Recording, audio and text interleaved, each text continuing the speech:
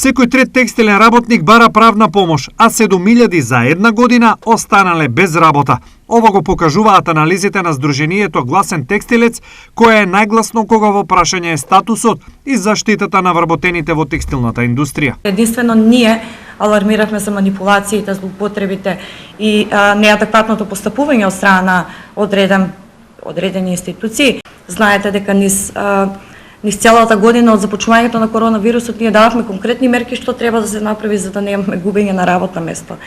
Знаете дека први ние укажаме на злоупотребите со државна помош, затоа имаме и трибината институции во интерес на работниците да го повториме тоа и да видиме докаде се состојбите со работничките права, кои се слабостите на институциите, дали имаат предности и што треба да прават во иднина. Корона пандемијата која донесе здравствена, но и економска криза, на виделина ги изнесе слабостите на системот, кога во прашање е ликвидноста и стабилноста на извозно ориентираните компании.